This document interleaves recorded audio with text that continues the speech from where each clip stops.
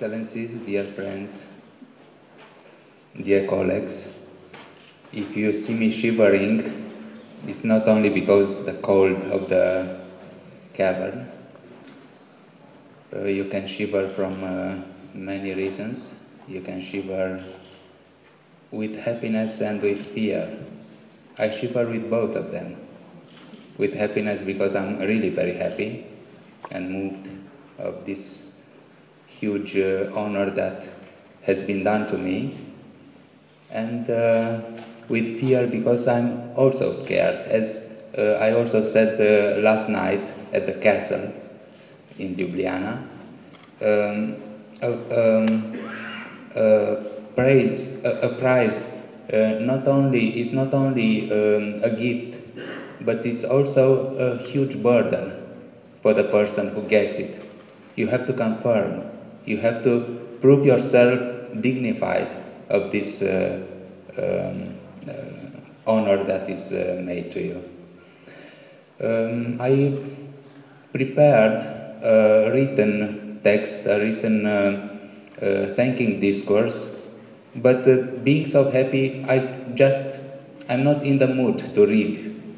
I prefer to speak. I really prefer to speak.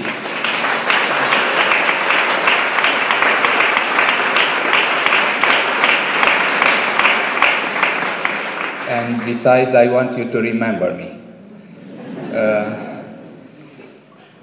There are many times in life when we learn from people that we consider lesser than us.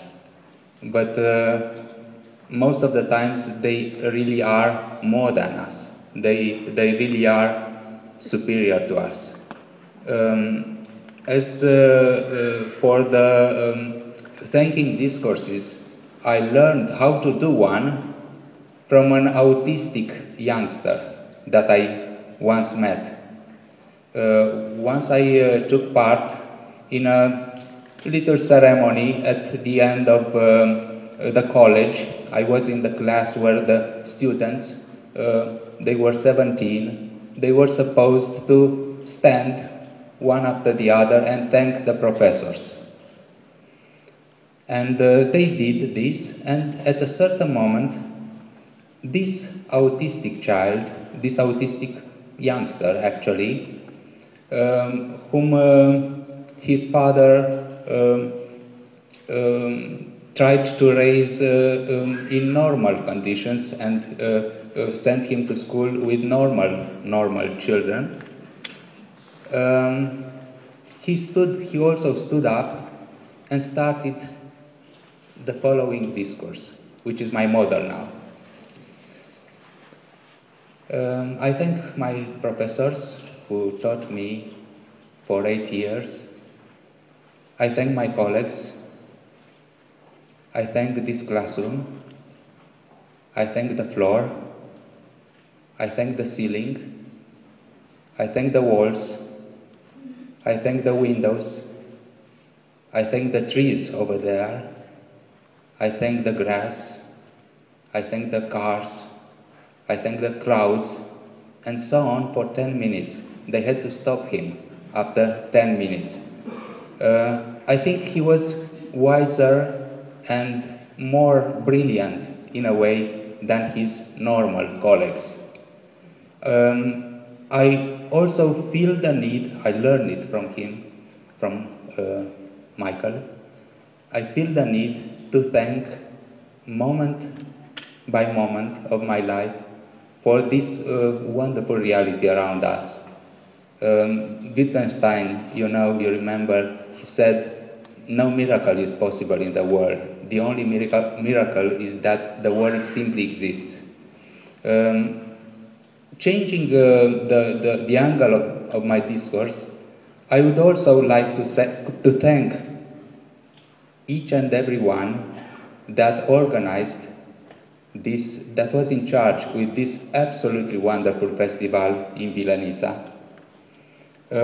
Starting from the big bosses, let's say, to the staff, of course. They all were absolutely wonderful. I don't want to flatter you, but this was the most the best organized cultural event that I ever took part in.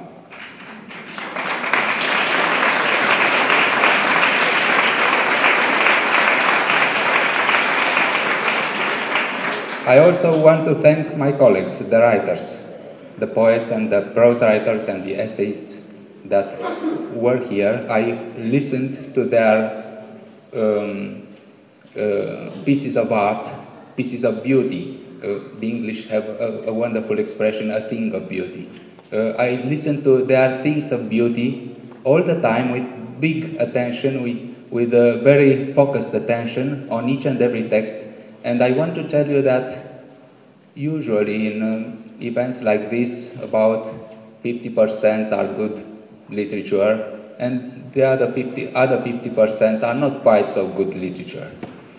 Here, 50% was good literature, and the other 50% was excellent literature, or wonderful literature, or extraordinary literature. It's a little big difference.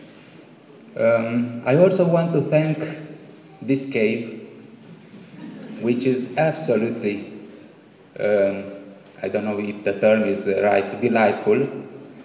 It's absolutely gorgeous. I want to thank this stalagmite. I want to thank